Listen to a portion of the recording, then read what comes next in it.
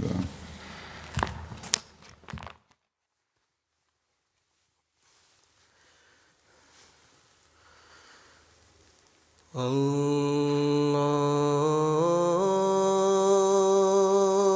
الله أكبر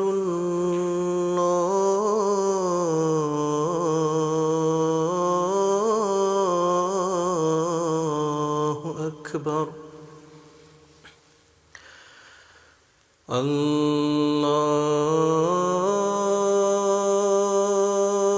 الله أكبر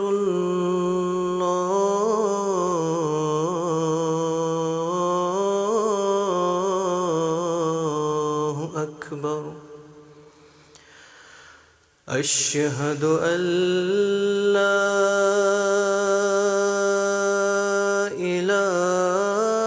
إله إلا الله أشهد أن لا إله إلا الله أشهد أن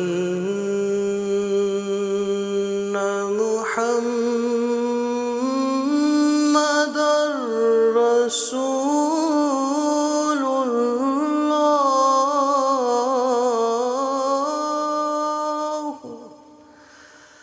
أشهد أن محمدًا رسول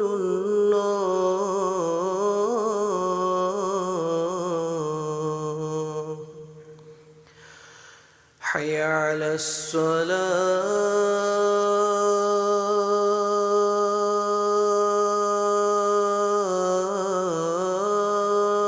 الصلاة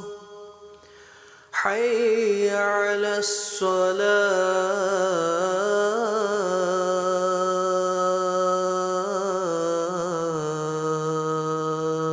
الصلاة حي على الفلاح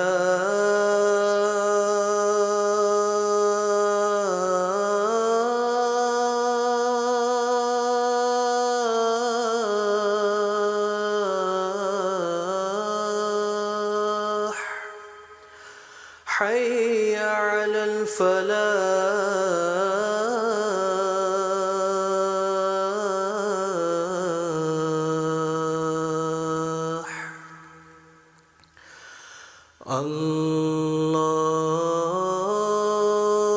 الله أكبر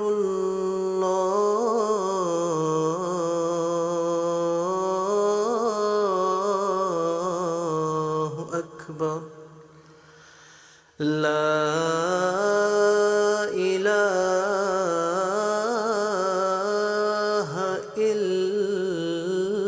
الله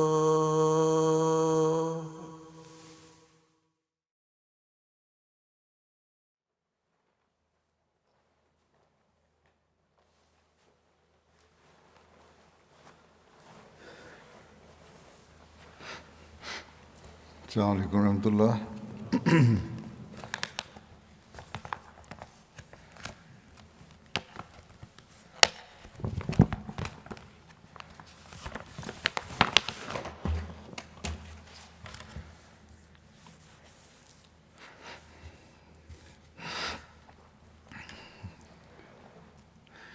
أشهد أن لا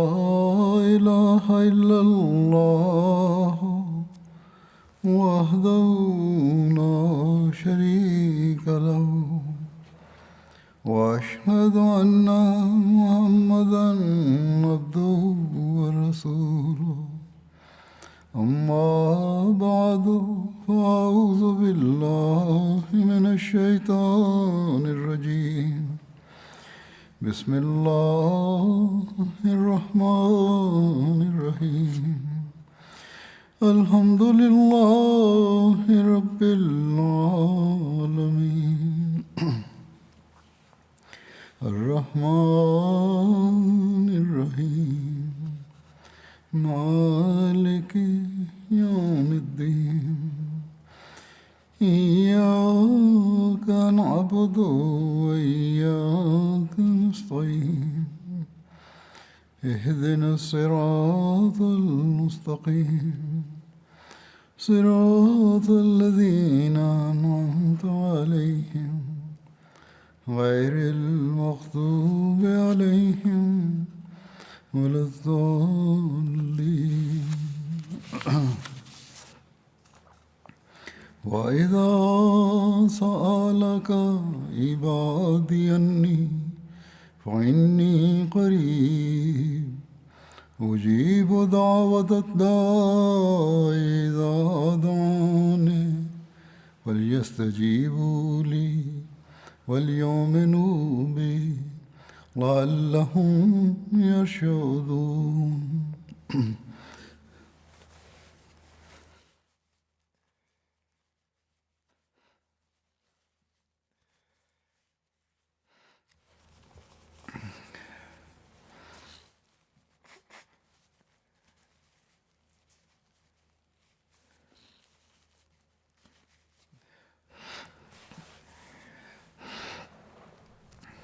اس آیت کا ترجمہ ہے، اور جب میرے بندے تجھ سے میرے متعلق سوال کریں تو یقیناً میں قریب ہوں، میں دعا کرنے والے کی دعا کا جواب دیتا ہوں جب وہ مجھے پکارتا ہے، بس چاہیے کہ وہ بھی میری بات پر لبیک کہیں اور مجھ پر ایمان لائیں تاکہ وہ ہدایت پائیں۔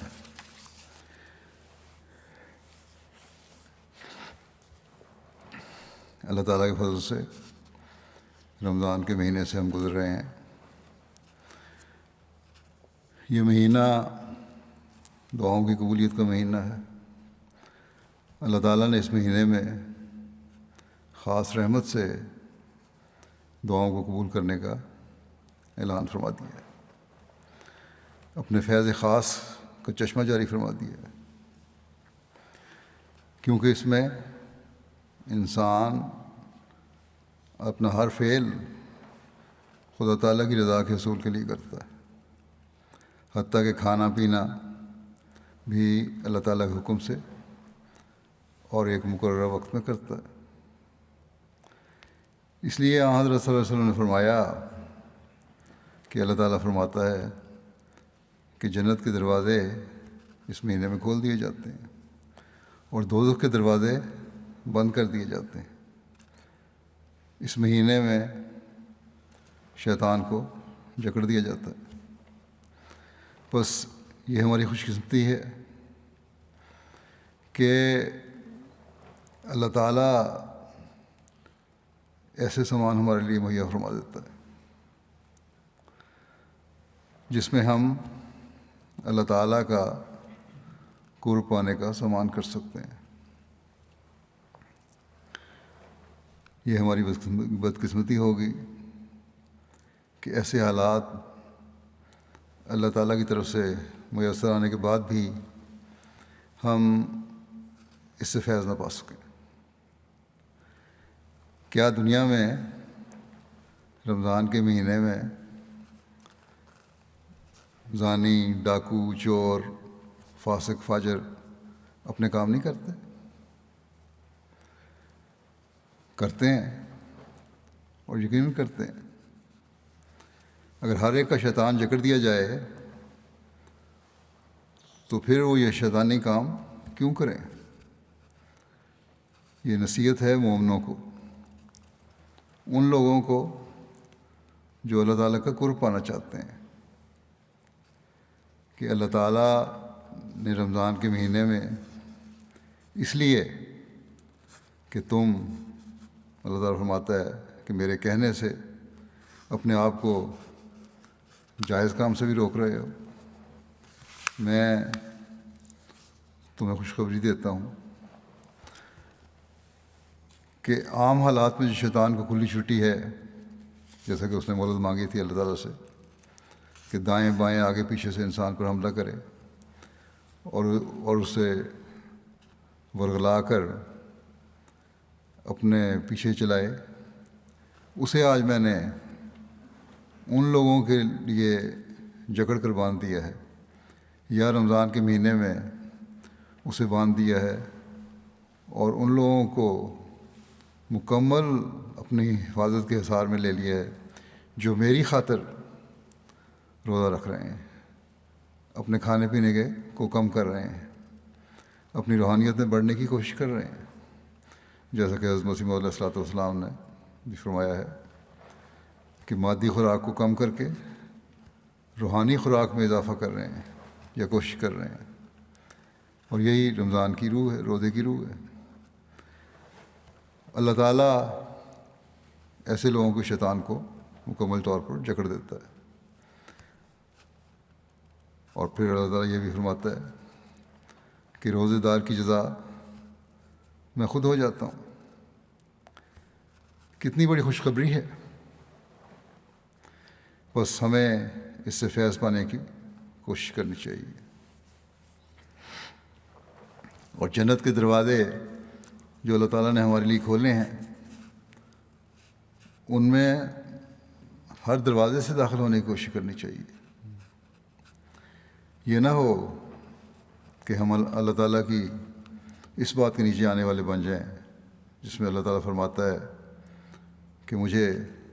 تمہارے بھوکا پیاسا رہنے سے کوئی دلچسپی نہیں ہے۔ اگر تم نے صبح سحری کھا لی اور شام کو افطاری کھا لی، اور رات اور دن میں جو نیکیاں کرنے کی تم سے توقع کی جاتی تھی وہ نہ کیں، تو یہ بھوکا پیاسا رہنا، سارا دن کچھ کھانا پینا نہ کرنا، نہ تمہیں کوئی فائدہ دے گا، نہ اللہ تعالیٰ کو تمہارے اس بھوکا پیاسے رہنے سے کوئی غرض ہے۔ یہ پیغام ہمیں حضرت صلی اللہ علیہ وسلم کی طرف سے کے ذریعے سے ملا۔ بس ہمیں اس روح کو سمجھنے اور اس کے مطابق اپنی زندگیوں کو گزارنے کی ضرورت ہے، جو رمضان کا مقصد ہے۔ یہ آیت جو میں نے تلاوت کی ہے، یہ رمضان کی فرضیت اور احکامات اور روزوں کی اہمیت کے بارے میں بیان کی جانے والی آیات کے بیچ میں آنے والی آیت ہے، اور اس آیت میں اللہ تعالیٰ دعاؤں کی قبولیت کے طریق یا کن لوگوں کی دعا قبول ہوتی ہے ان کے بارے میں بیان فرما رہا ہے۔ ان لوگوں کے بارے میں بیان فرما رہا ہے جو عباد الرحمن ہیں، عباد الرحمن بننا چاہتے ہیں، شیطان کے چنگل سے نکلنا چاہتے ہیں، اپنی دعاؤں کی قبولیت کے نظارے دیکھنا چاہتے ہیں۔ اللہ تعالیٰ نے شروع ہی اس طرح فرمایا کہ جب میرے بندے اے رسول تو اس سے سوال کریں اور پوچھیں کہ ہمارا خدا کہاں ہے، ایک عاشق کی طرح بے چین ہو کر سوال کریں۔ اللہ تعالیٰ کو پانے کے لیے ہر کوشش کرنے کا بے چینی سے اظہار کریں، تو اللہ تعالیٰ فرماتا ہے ان سے کہہ دو گھبراؤ نہیں، تمہارے قریبی ہوں میں۔ بس پہلی بات یہ شرط تو اللہ تعالیٰ نے اپنے پانے کے لیے اللہ تعالیٰ کا بندہ بننے کی لگا دی۔ اگر انسان خدا تعالیٰ کا بندہ بننے کا حق ادا کرنے والا بن جائے تو پھر اللہ تعالیٰ فرماتا ہے میں اس کی پکار بھی سنتا ہوں، اس کے شیطان کو جکڑ دیتا ہوں۔ جب بھی شیطان حملہ آور ہو میں مدد کے لیے آ جاتا ہوں۔ صرف سال کا ایک مہینہ نہیں جو رمضان کا مہینہ ہے، بلکہ ہمیشہ شیطان کے حملے سے بچاؤں گا ایسے شخص کو، بشرطے کہ میری بندگی کا حق ادا کرو، میرے حکموں کو مستقل مانو۔ صرف رمضان کے مہینے میں ہی نیکیاں نہ بجا لاؤ، بلکہ حقوق اللہ اور حقوق العباد کے حق ادا کرو، قرآن کریم کی تعلیم پر عمل کرو، اپنے ایمان کو پختہ کرو۔ اللہ تعالیٰ فرماتا ہے میری تمام صفات پر کامل یقین اور ایمان رکھو، پھر دیکھو کس طرح قبولیت دعا کے نظارے بھی تم دیکھتے ہو، اور اپنی زندگیوں کو اس طرح ڈھالنے والے ہی حقیقی رشد اور ہدایت پانے والے ہیں۔ بس خوش قسمت ہیں ہم میں سے وہ جو اس رمضان کو اپنی قبولیت دعا کا ہمیشہ ذریعہ بنا لیں، اللہ تعالیٰ کے حقیقی عبد بننے والے ہوں، اللہ تعالیٰ کے حکموں پر عمل کرنے والے ہوں، اپنے ایمان کو کامل کرنے والے ہوں۔ ہم خوش قسمت ہیں کہ ہمیں اس زمانے کے امام اور حضرت صلی اللہ علیہ وسلم کے عاشق صادق مسیح موعود اور مہدی موعود کو ماننے کی اللہ تعالیٰ نے توفیق عطا فرمائی، جنہوں نے ہمیں اللہ تعالیٰ کا قرب پانے کے راستے اور دعا کی قبولیت اور طریقے دعا کے راستے دکھائے۔ حضرت مسیح موعود علیہ الصلوۃ والسلام ایک موقع پر فرماتے ہیں اللہ جل شانہ نے جو دروازہ اپنی مخلوق کی بھلائی کے لیے کھولا ہے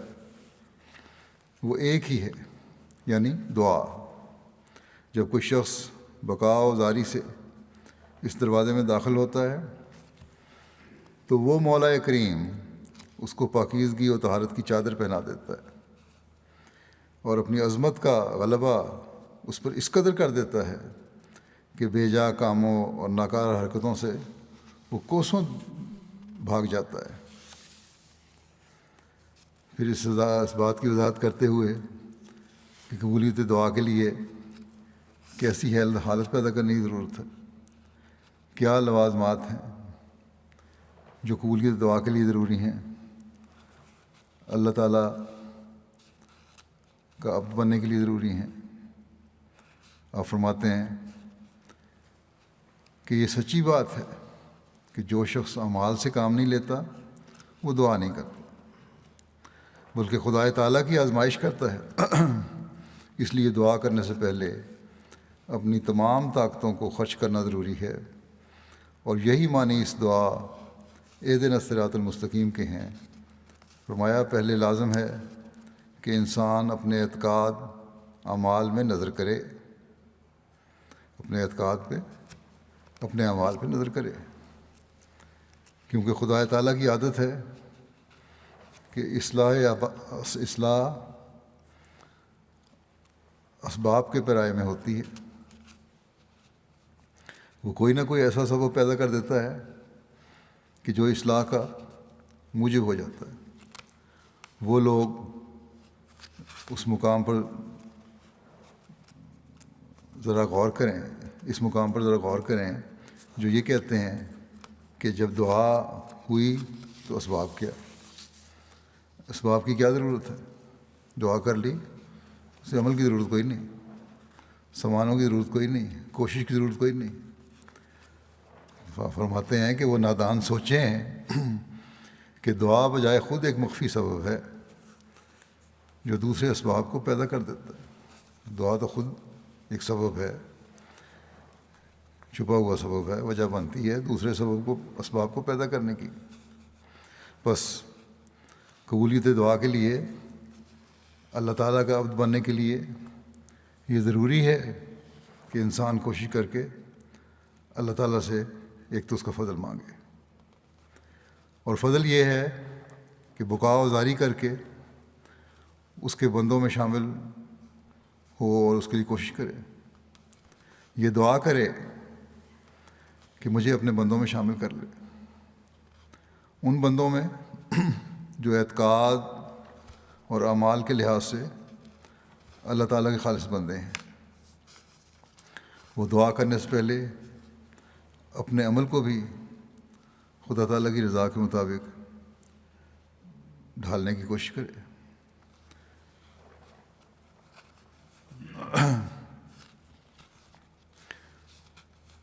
اور ان بندوں میں شامل ہو جن کے ایمان غیر متزلزل ہیں، وہ پکے اور مضبوط ہیں۔ وہ اس بات پر یقین رکھتے ہیں کہ اللہ تعالیٰ میں یہ طاقت ہے کہ وہ مٹی کے ذرے کو بھی سونا بنا سکتا ہے۔ وہ یہ طاقت رکھتا ہے کہ انتہائی بگڑے ہوئوں کو بھی اپنے عباد میں شامل کر لے، ان کو اپنے راستے دکھائے، اور پھر وہ خدا تعالیٰ کی طرف چلنے والے راستوں پر ہی چلنے والے بن جائیں۔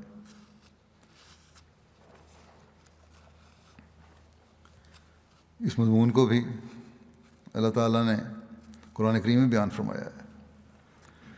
کہ میرے راستے پر چلنے کے لیے جہاد کرنے والوں کو میں اپنا راستہ دکھاتا ہوں، جیسا کہ اللہ تعالیٰ فرماتا ہے والذین جاہدوا فینا لنہدینہم سبلنا، یعنی وہ لوگ جو ہم سے ملنے کی کوشش کرتے ہیں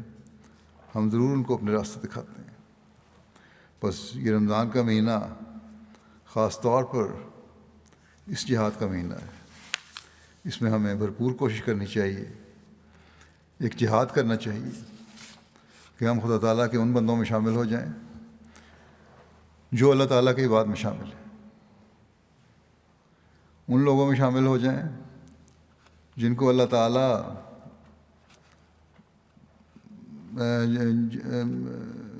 جن کے اللہ تعالیٰ قریب ہے، ان لوگوں میں شامل ہو جائیں جن کی دعائیں اللہ تعالیٰ سنتا ہے، ان لوگوں میں شامل ہو جائیں جو اللہ تعالیٰ کے حکموں پر چلنے والے لوگ ہیں، ان لوگوں میں شامل ہو جائیں جن کو اللہ تعالیٰ کی تمام صفات پر کامل ایمان اور یقین ہے، ان لوگوں میں شامل ہو جائیں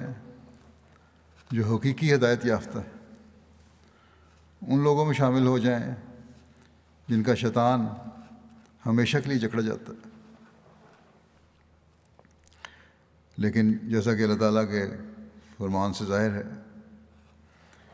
اس کے لیے پہلے ہمیں جہاد کی ضرورت ہے، اپنی حالتوں کو اللہ تعالیٰ کی رضا کے مطابق بنانے کی ضرورت ہے۔ اس بارے میں حضرت مسیح علیہ السلام نے مختلف مواقع پر ہماری رہنمائی فرمائی، مختلف زاویوں سے رہنمائی فرمائی۔ چنانچہ ایک جگہ آپ فرماتے ہیں بھلا یہ کیوں کر ہو سکے کہ جو شخص نہایت لاپرواہی سے سستی کر رہا ہے وہ ایسا ہی خدا کے فیض سے مستفیض ہو جائے جیسے وہ شخص کہ جو تمام عقل اور تمام زور اور تمام اخلاص سے اس کو ڈھونڈتا ہے۔ اسی کی طرف ایک دوسرے مقام میں بھی اللہ تعالیٰ نے اشارہ فرمایا ہے، اور وہ یہ ہے کہ والذین جاہدوا فینا لنہدینہم سبلنا، یعنی جو لوگ ہماری راہ میں کوشش کرتے ہیں ہم ان کو بھی ضرور اپنی راہیں دکھلا دیا کرتے ہیں۔ بس واضح فرما دیا کہ لاپرواہی اور سستی دکھانے والے کے لیے ممکن نہیں کہ خدا تعالیٰ اس کو بھی ان لوگوں میں شامل کر لے جو اپنی تمام تر طاقتوں اور صلاحیتوں کے ساتھ خدا تعالیٰ کا قرب پانے کی کوشش کرتے ہیں، ایک جہاد کرتے ہیں۔ لوگ سوال کرتے ہیں، خطوں میں مجھے لکھ دیتے ہیں کہ ہم نے بہت دعا کی ہے لیکن اپنے مقصد میں کامیاب نہیں ہو سکے۔ بس جو یہ کہتے ہیں وہ غلط ہے، اللہ تعالیٰ غلط نہیں۔ جس کو انسان اپنی طرف سے بہت دعا کا معیار سمجھ رہا ہوتا ہے، ہو سکتا ہے اللہ تعالیٰ کے نزدیک اس میں ابھی کمی ہو اور ابھی اسے مزید جہاد کی ضرورت ہو، پھر اپنے طریقے دعا کو بھی دیکھنے کی ضرورت ہے۔ حضرت مسیح علیہ السلام یہ فرما رہے ہیں کہ جو شخص اپنی تمام عقل اور تمام زور اور تمام اخلاص کے ساتھ اسے ڈھونڈ رہا ہے، اللہ تعالیٰ فرماتا ہے ہم اسے بھی ضرور اپنی راہیں دکھلا دیا کرتے ہیں۔ بس ہمیں دیکھنا ہوگا کہ ہم نے اپنی عقل کے مطابق، اپنی تمام تر صلاحیتوں کے مطابق اللہ تعالیٰ کے اس حکم پر عمل کر لیا ہے کہ فلیستجیبوا لی، کہ میری بات پر لبیک کہیں۔ اللہ تعالیٰ کے حکموں پر مکمل عمل کرنے کی کوشش کر رہے ہیں ہم، تمام زور اس بات پر لگا دیا ہے کہ اللہ تعالیٰ کی ہر بات پر لبیک کہنا ہے، پورے اخلاص و وفا کے ساتھ اللہ تعالیٰ کے حکموں پر عمل کر رہے ہیں۔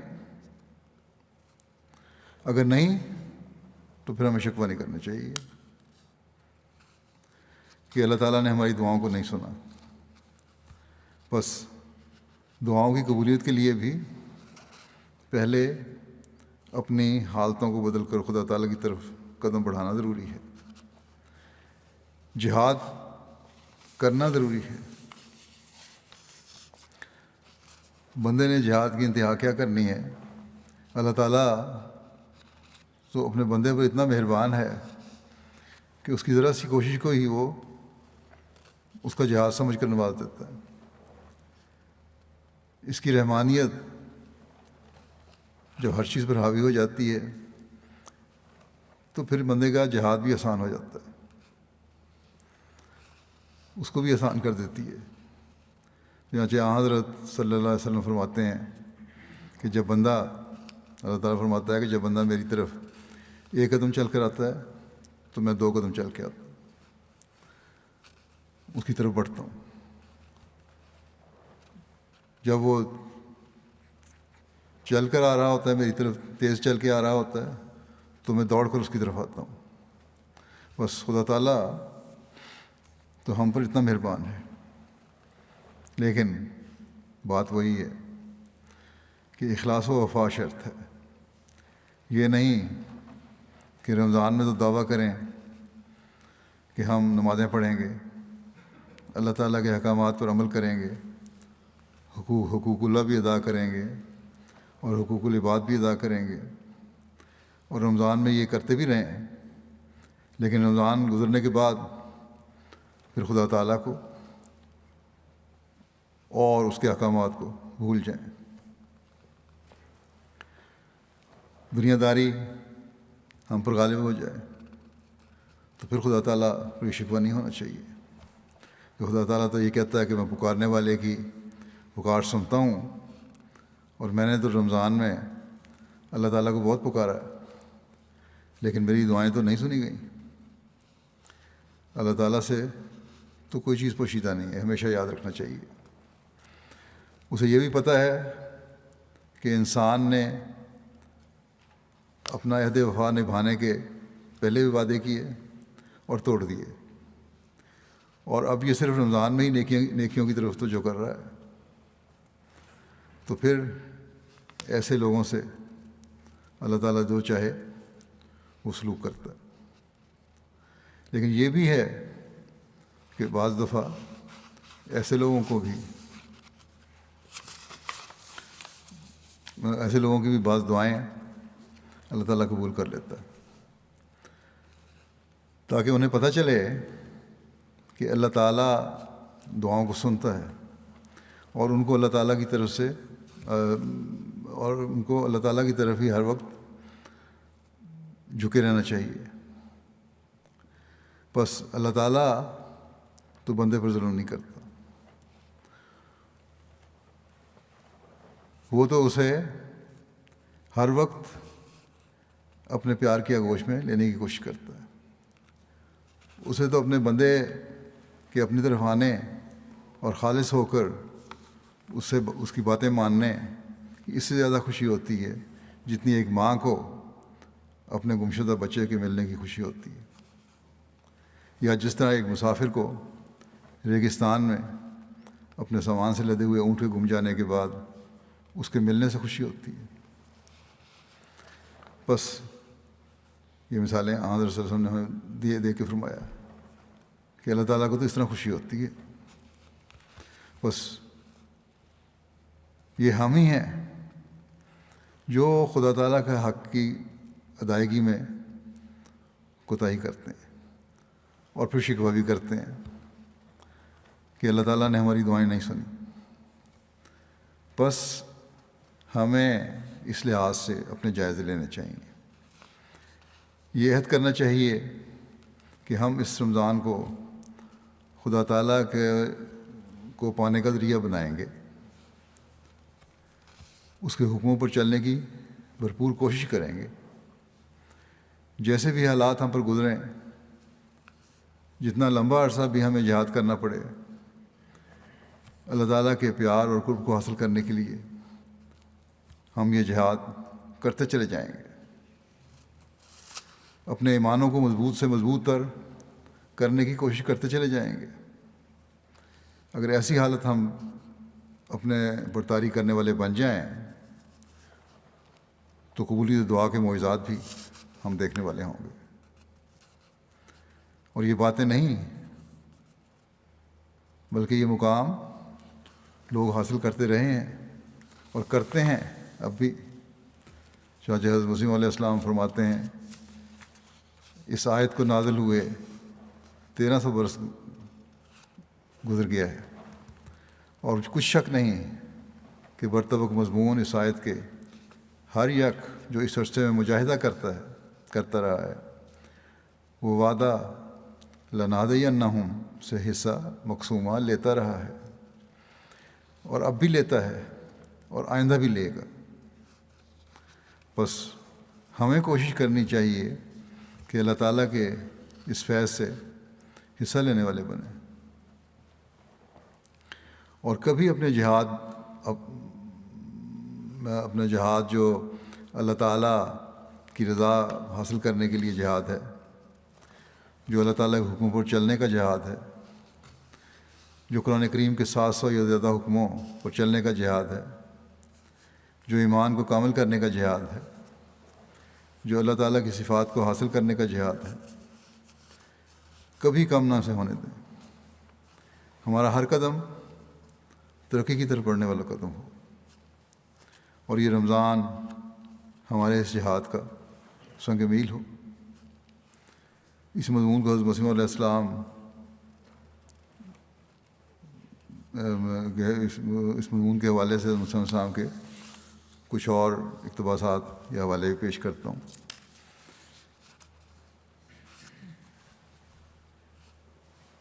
یہ ایسا مضمون ہے کہ جس کو بار بار سن کر سمجھنے کی ضرورت ہے، اور اگر یہ ہماری زندگیوں کا حقیقت میں حصہ بن جائے تو ایک انقلاب ہم دنیا میں پیدا کر سکتے ہیں۔ آپ فرماتے ہیں کہ جس طرح ہماری دنیاوی زندگی میں صریح نظر آتا ہے کہ ہمارے ہر ایک فعل کے لیے ایک ضروری نتیجہ ہے، اور وہ نتیجہ خدا تعالیٰ کا فعل ہے، ایسا ہی دین کے متعلق بھی یہی قانون ہے، جیسا کہ خدا تعالیٰ ان دو مثالوں میں صاف فرماتا ہے کہ الذین جاہدوا فینا لنہدینہم سبلنا فلما زاغوا ازاغ اللہ قلوبہم۔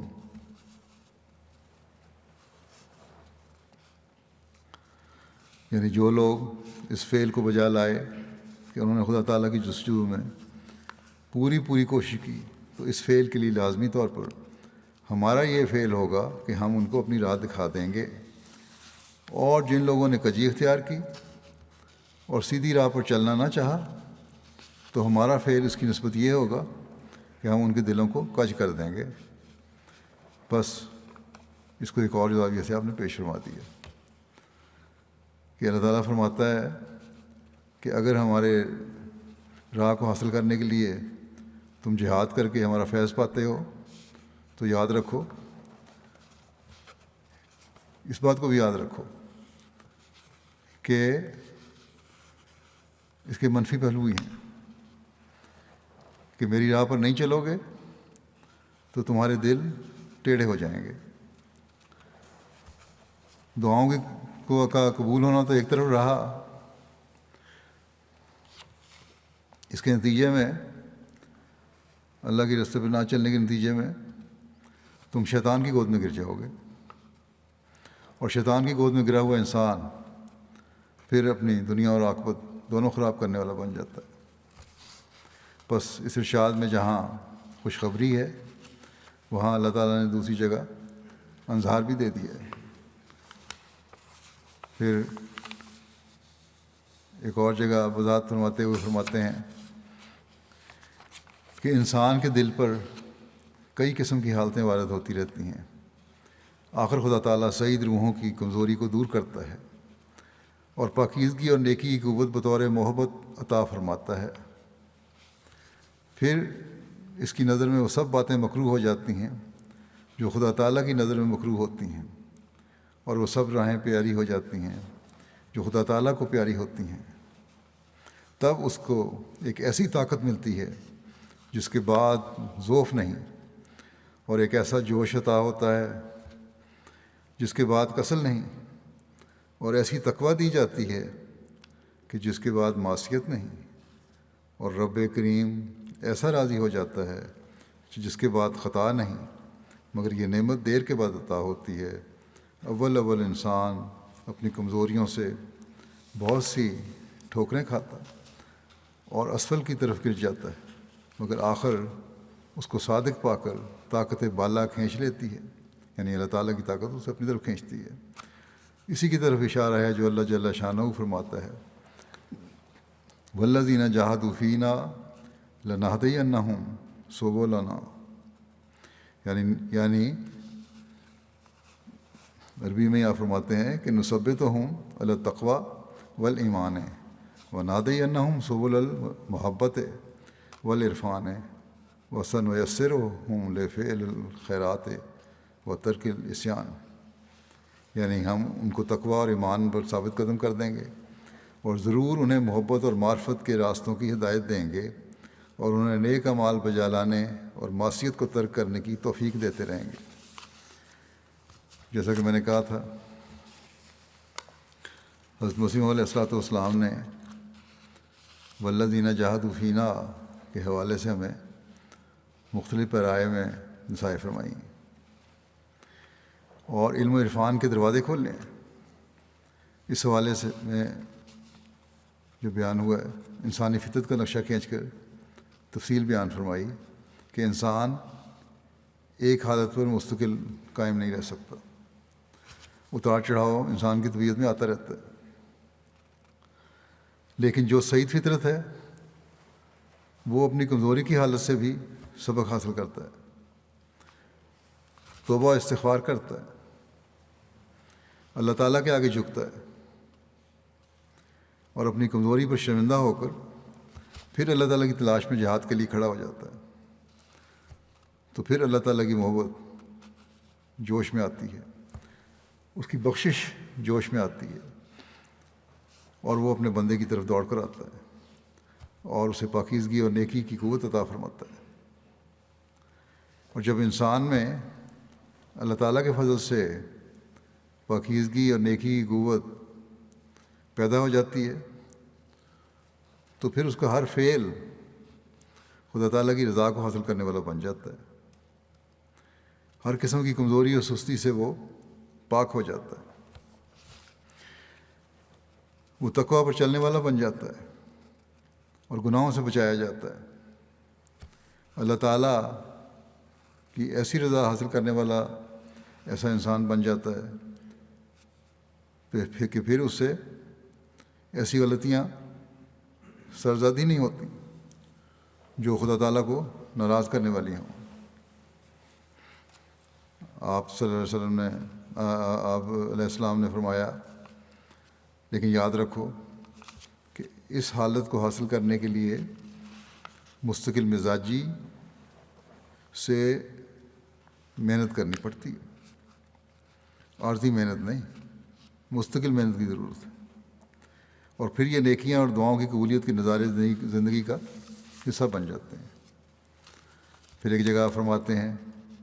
کہ جو ہماری راہ میں مجاہدہ کرے گا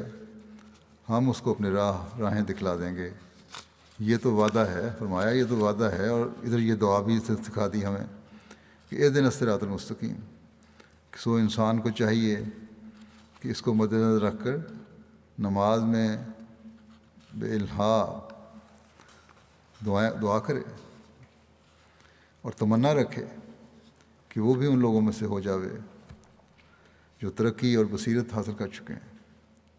ایسا نہ ہو کہ اس جہان سے بے بصیرت اندھا اٹھایا جائے۔ بس اس مقام کو حاصل کرنے کے لیے جہاں اللہ تعالیٰ اپنے بندے کو اپنے راستے کی طرف ہدایت دیتا ہے، یہ دعا بھی ضروری ہے،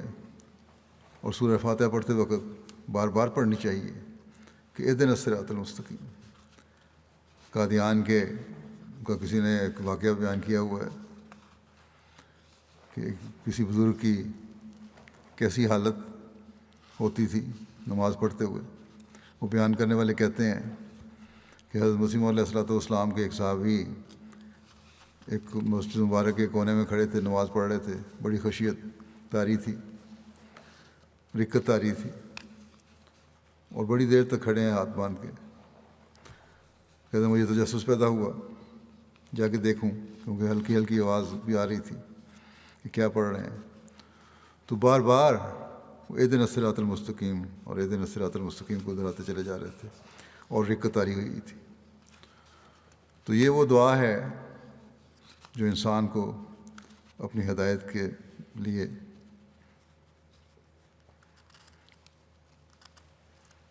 بہت پڑھنی چاہیے۔ پھر حضرت اقدس مسیح علیہ السلام فرماتے ہیں خدا تعالیٰ کا یہ سچا وعدہ ہے کہ جو شخص صدق کے دل اور نیک نیتی کے ساتھ اس کی راہ کی تلاش کرتے ہیں وہ ان پر ہدایت اور معرفت کی راہیں کھول دیتا ہے، جیسا کہ اس نے خود فرمایا ہے والذین جاہدوا فینا لنہدینہم سبلنا، یعنی جو لوگ ہم میں سے ہو کر مجاہدہ کرتے ہیں ہم ان پر اپنی راہیں کھول دیتے ہیں۔ ہم میں سے ہو کر سے یہ مراد ہے کہ محض اخلاص اور نیک نیتی کی بنا پر خدا جوئی اپنا مقصد رکھ کر لیکن یہ مجاہدہ کرتے ہیں صرف کہ خدا کو ہم نے پانا ہے، وہ خاص مقصد دنیا داری کا مقصد نہیں ہوتا، اصل چیز خدا کا مقصد ہے، اخلاص کے ساتھ خدا کو پانا مقصد ہے۔ لیکن فرمایا کہ لیکن اگر کوئی استہزاء اور ٹھٹھے کے طریق پر آزمائش کرتا ہے وہ بدنصیب اور محروم رہ جاتا ہے۔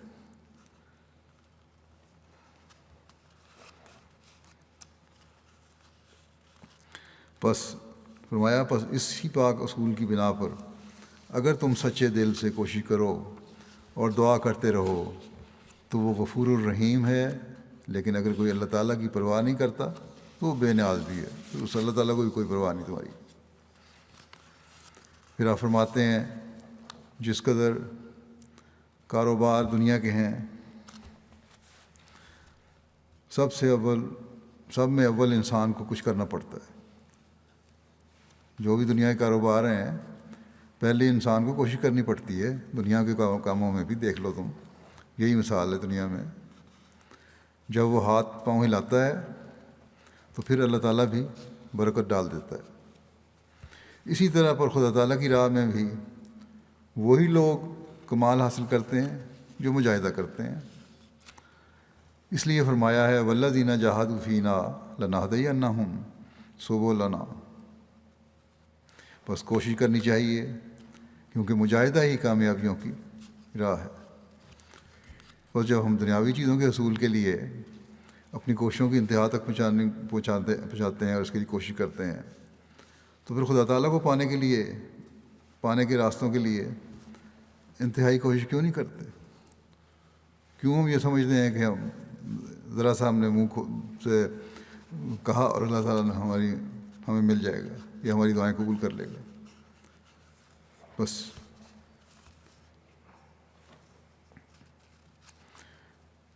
یہاں پھر وہی بات آ گئی کہ جو لوگ کہتے ہیں کہ ہماری دعائیں قبول نہیں ہوتی، وہ پہلے اپنے جائزے لیں۔ یہ نہیں ہو سکتا کہ اللہ تعالیٰ کو پانے کے لیے تن آسانی ہو اور دنیاوی چیزوں کو حاصل کرنے کے لیے محنت کے اصول کو سامنے رکھا جائے۔ یہ اصول پھر ہر جگہ چلے گا۔ حضرت مسیح موعود ایک اور جگہ اس بات کو بیان کرتے ہوئے کہ انسان اللہ تعالیٰ کو پانے کے لیے محنت کی ضرورت ہے، فرماتے ہیں کہ جو لوگ کوشش کرتے ہیں ہماری راہ میں انجام کر رہنمائی پر پہنچ جاتے ہیں۔ جس طرح وہ دانہ تخم ریزی کا بدوں کوشش اور آبپاشی کے بے برکت رہتا بلکہ خود بھی فنا ہو جاتا ہے، اسی طرح تم بھی اس اقرار کو ہر روز یاد نہ کرو گے اور دعائیں نہ مانگو گے کہ خدایا ہماری مدد کر، تو فضل الہی وارد نہیں ہوگا اور بغیر امداد الہی کی تبدیلی ناممکن ہے۔ بس یہ قانونی قدرت ہے۔ اللہ تعالیٰ کو پانے کے لیے بھی یہ ضروری ہے۔ جس طرح دانہ ڈال کے ایک ذمہ دار بیٹھا نہیں رہتا، اسی طرح یہاں بھی انسان کو صرف یہ لے کہ میں ایمان لے آیا، میں نے مان لیا، بیٹھ جانے سے کچھ نہیں ہوگا، بلکہ کوشش کرنی ہوگی، نگہداشت کرنی ہوگی اپنے ایمان کے پودوں کی۔ پھر آپ فرماتے ہیں کہ جو شخص خدا تعالیٰ کی طرف رجوع کرے گا تو اللہ تعالیٰ بھی اس کی طرف رجوع کرے گا۔ ہاں یہ ضروری ہے کہ جہاں تک بس چلے وہ اپنی طرف سے کوتاہی نہ کرے، پھر جب اس کی کوشش اس کے اپنے انتہائی نقطہ پر پہنچے گی تو وہ خدا تعالیٰ کے نور کو دیکھ لے گا۔ والذین جاہدوا فینا لنہدینہم سبلنا۔ میں فرمایا کہ اس میں اس کی طرف اشارہ ہے کہ جو حق کوشش کا اس کا ذمہ ہے اسے بجا لائے، یہ نہ کرے کہ اگر پانی 20 ہاتھ نیچے کھودنے سے نکلتا ہے تو وہ صرف 2 ہاتھ کھود کر ہمت ہار دے۔ 20 فٹ یا 30 فٹ کھودنے سے پانی نکلتا ہے تو 2-4 فٹ کھود کے بیٹھ جائے کہ پانی نہیں نکلا۔ فرمایا کہ ہر ایک کام میں کامیابی کی یہی جڑ ہے کہ ہمت نہ ہارے۔ پھر اس امت کے لیے تو اللہ تعالیٰ کا وعدہ ہے کہ اگر کوئی پورے طور سے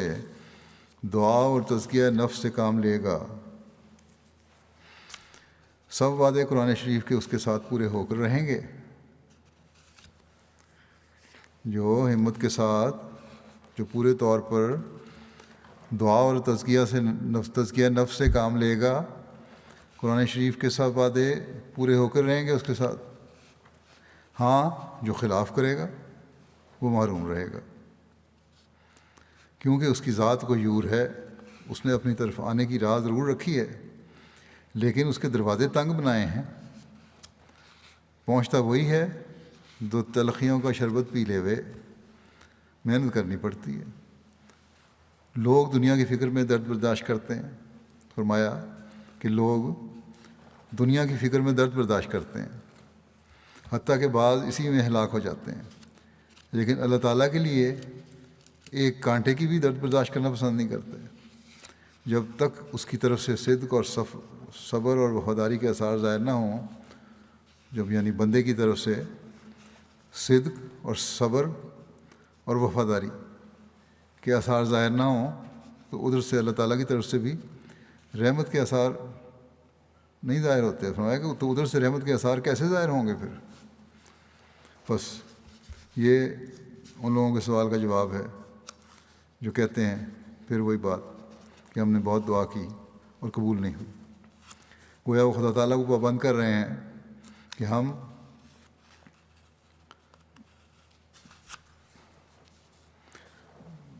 آئیں گے بھی خدا تعالیٰ کے پاس اپنی مرضی سے، اور جب ضرورت ہوگی اس وقت آئیں گے، اور خدا تعالیٰ نعوذ باللہ ہمارا پابند ہے کہ ہم جو کہیں اور جیسا چاہیں وہ ہماری دعا قبول بھی کر لیں۔ لیکن یہ بات تو وہ دنیا کے قانون اور تعلقات میں بھی دیکھتے ہیں، جیسا کہ انہوں نے فرمایا ایسا نہیں ہوتا۔ پھر خدا تعالیٰ کے معاملے میں یہ توقع کیوں ہے کہ جو جس طرح ہم چاہیں وہ ہو جائے اور بغیر محنت کے ہو جائے؟ بس یہاں یہی فرمایا کہ خالص ہو کر اللہ تعالیٰ کی طرف سے آؤ تو پھر دیکھو اس کے پیار کے نظارے۔ پھر آپ فرماتے ہیں یاد رکھنا چاہیے کہ ایمان بغیر اعمال کے ایسا ہے جیسے کوئی باغ بغیر انہار کے، نہروں کے بغیر، پانی کے بغیر کوئی باغ ہو۔ جو درخت لگایا جاتا ہے اگر مالک اس کی آبپاشی کی طرف توجہ نہ کرے تو ایک دن خشک ہو جائے گا۔ اسی طرح ایمان کا حال ہے۔ والذین جاہدوا فینا، یعنی تم ہلکے ہلکے کام پر نہ رہو بلکہ اسراء میں بڑے بڑے مجاہدات کی ضرورت ہے۔ نفس کو بیل سے مشابہت دی گئی ہے۔ بس اللہ تعالیٰ جو فرماتا ہے وَلْيُؤْمِنُوا بِی، کہ مجھے پکارنے والے مجھ پر ایمان لائیں، تو ایمان یہ ہے کہ حقوق اللہ اور حقوق العباد کی ادائیگی سے اللہ تعالیٰ پر ایمان کا حق ادا کریں۔ اللہ تعالیٰ ایمان کے باغ کی پرورش اور نگہداشت کرنے کا اپنے بندوں کو فرماتا ہے۔ ہم دیکھتے ہیں اپنے گھروں میں بھی پودوں کو بھی ہم اگر باقاعدگی سے نہ دیکھیں، ان کا خیال نہ رکھیں، وہ سوکھنے لگ جاتے ہیں۔ پھر ایمان کے باغ کو کس طرح ہم بغیر نگہداشت کے چھوڑ سکتے ہیں؟ پھر ایک اور زاویے سے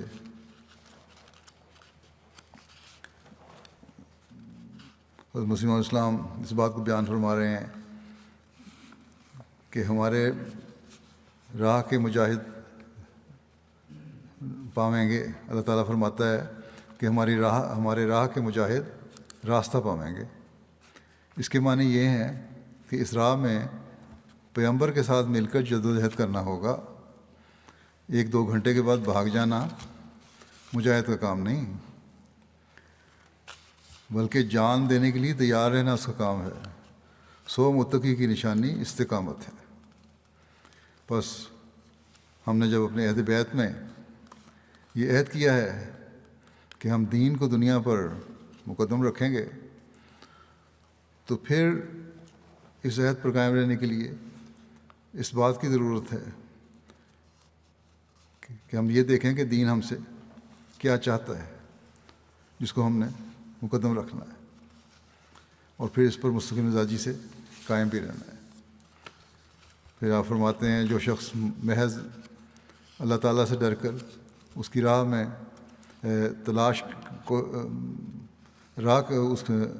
جو شخص محض اللہ تعالیٰ سے ڈر کر اس کی راہ کی تلاش میں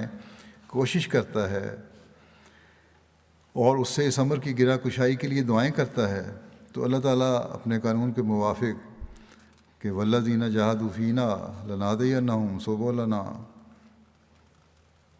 یعنی جو لوگ ہم میں ہو کر کوشش کرتے ہیں ہم اپنی راہیں ان کو دکھا دیتے ہیں،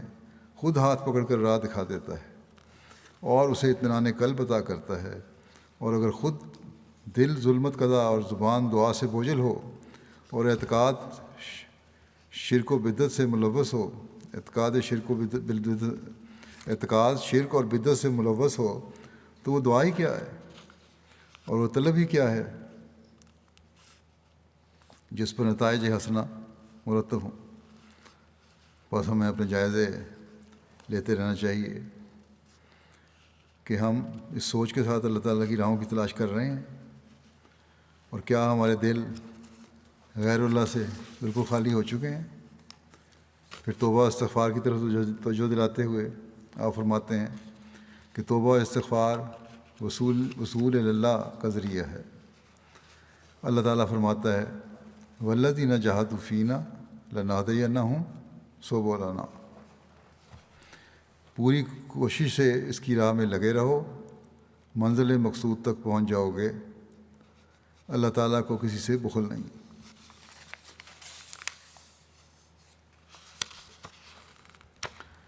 فرمایا کہ بموجب تعلیم قرآن شریف ہمیں یہ امر یوں معلوم ہوتا ہے کہ ایک طرف تو اللہ تعالیٰ قرآن شریف میں اپنے کرم، رحم، لطف اور مہربانیوں کی صفات بیان کرتا ہے اور رحمان ہونا ظاہر کرتا ہے، اور دوسری طرف فرماتا ہے کہ ان لیس للانسان الا ما سعی، اور والذین جاہدوا فینا لنہدینہم سبلنا، فرما کر اپنے فیض کو سعی اور مجاہدے میں منحصر فرماتا ہے۔ نیز اس میں صحابہ رضی اللہ عنہم کا طرز عمل ہمارے واسطے ایک اسوہ حسنہ اور عمدہ نمونہ ہے۔ صحابہ کی زندگی میں غور کر کے دیکھو، بھلا انہوں نے محض معمولی نمازوں سے ہی وہ مدارج حاصل کر لیے تھے؟ نہیں، بلکہ انہوں نے تو خدا تعالیٰ کی رضا کے حصول کے لیے، حصول کے واسطے اپنی جانوں تک کی پرواہ نہیں کی، اور بھیڑ بکریوں کی طرح خدا کی راہ میں قربان ہو گئے، جب جا کر کہیں ان کو یہ رتبہ حاصل ہوا تھا۔ اکثر لوگ ہم نے ایسے دیکھے ہیں،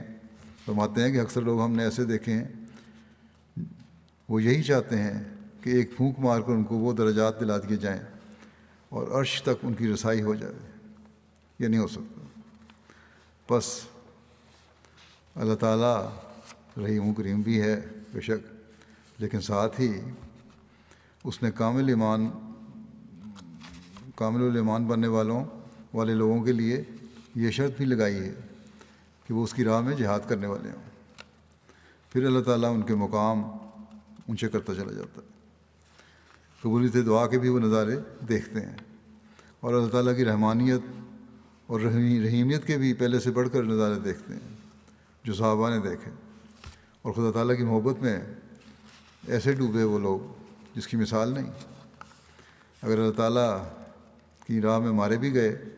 تو پھر وہ جنتوں اور اللہ تعالیٰ کی رضا کی خوشخبری پانے والے ہی بن گئے۔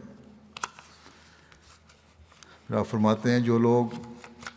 خدا تعالیٰ میں ہو کر خدا کے پانے کے واسطے تڑپ اور گزارش سے کوشش کرتے ہیں، ان کی محنت اور کوشش ضائع نہیں جاتی، اور ضرور ان کی راہبری اور ہدایت کی جاتی ہے۔ جو کوئی صدق اور خلوص نیت سے خدا کی طرف قدم اٹھاتا ہے، خدا اس کی طرف رہنمائی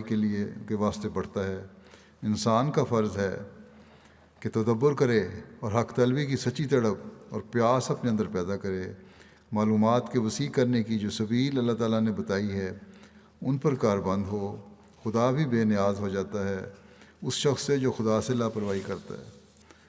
پھر فرماتے ہیں کہ اپنے نفس کی تبدیلی کے واسطے صحیح کرو، کوشش کرو،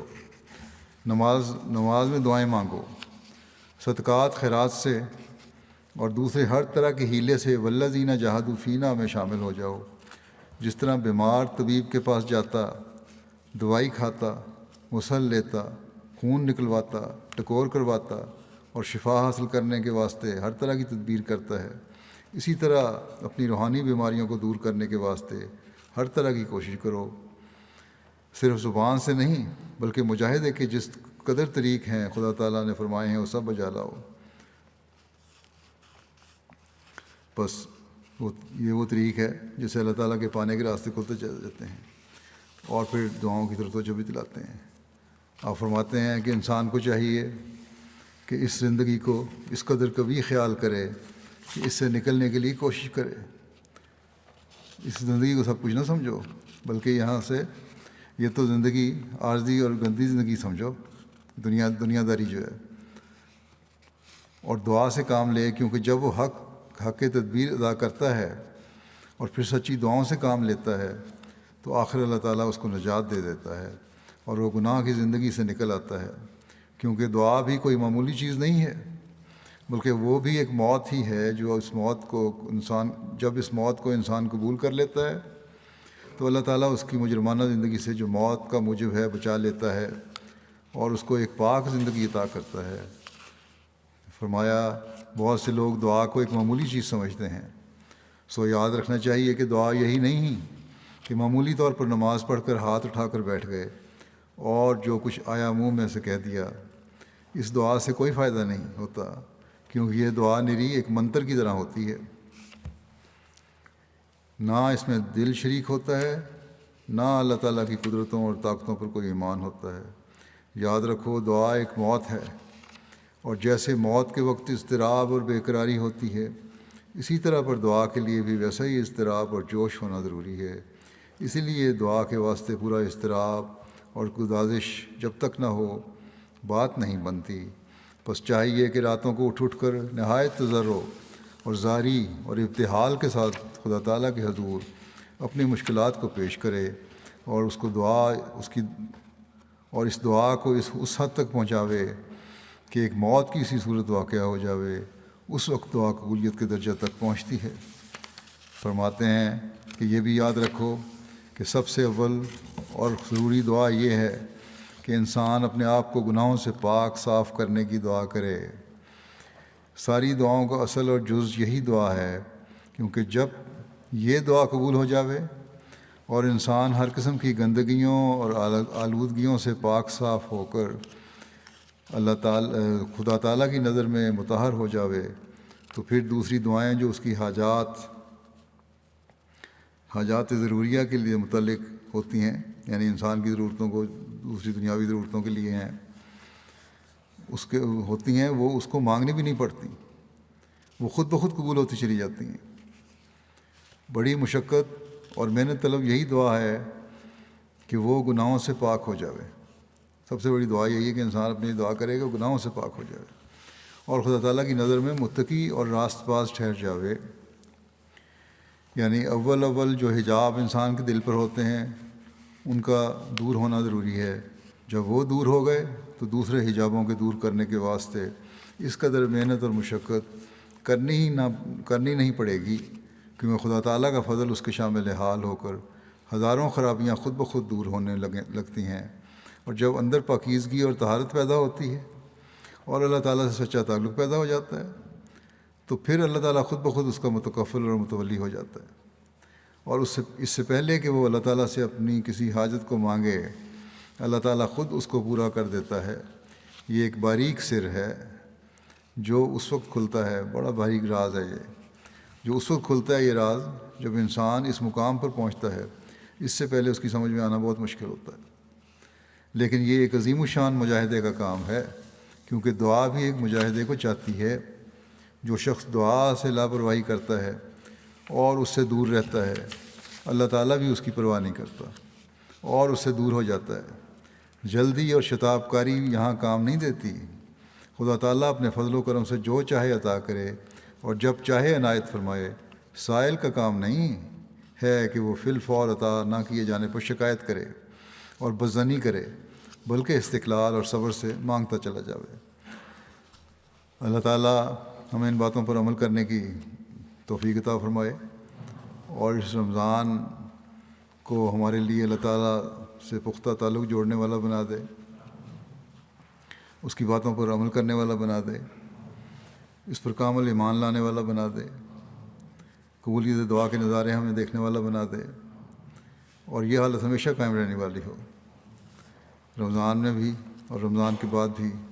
ہم اللہ تعالیٰ کا خالص عبد بننے کا کردار ادا کرنے والے ہوں۔ اللہ تعالیٰ ہمیں اپنے ایسے راستے دکھائے جن سے ہم کبھی بھٹکنے والے نہ ہوں، اور ہمیشہ اس کی پیار کی نظر ہم پر پڑی رہے، ہم زمانے کے امام کی بیعت کا حق ادا کرنے والے ہوں۔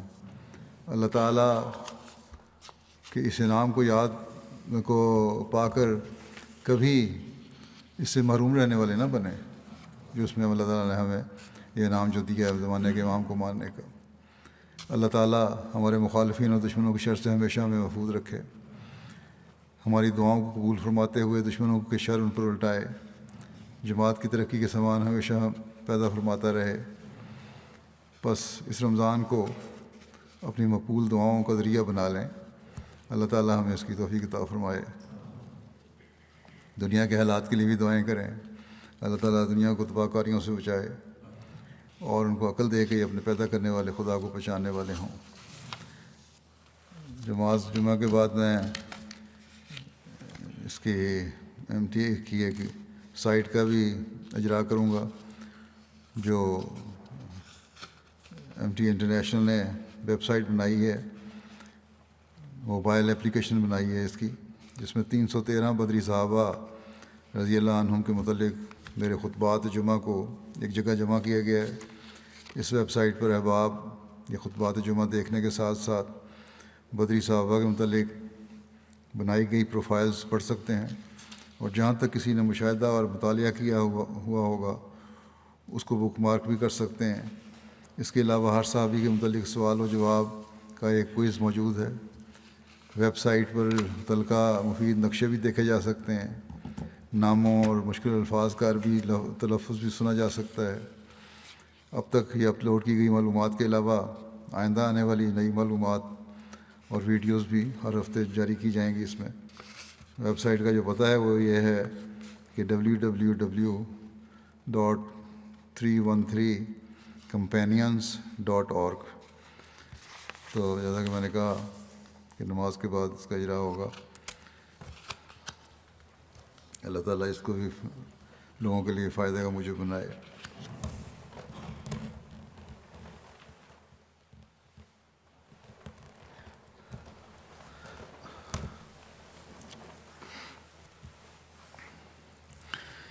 الحمد للہ نحمده ونستعینه ونستغفره ونؤمن به ونتوکل علیہ ونعوذ باللہ من شرور انفسنا ومن سیئات اعمالنا من يهده الله فلا مضل له ومن يضلله فلا هادي له ونشهد أن لا إله إلا الله ونشهد أن محمدا عبده ورسوله عباد الله رحمكم الله إن الله يأمر بالعدل والإحسان وإيتاء ذي القربى وينهى عن الفحشاء والمنكر والبغي يعظكم لعلكم تذكرون اذكروا الله يذكركم وادعوه يستجب لكم ولذكر الله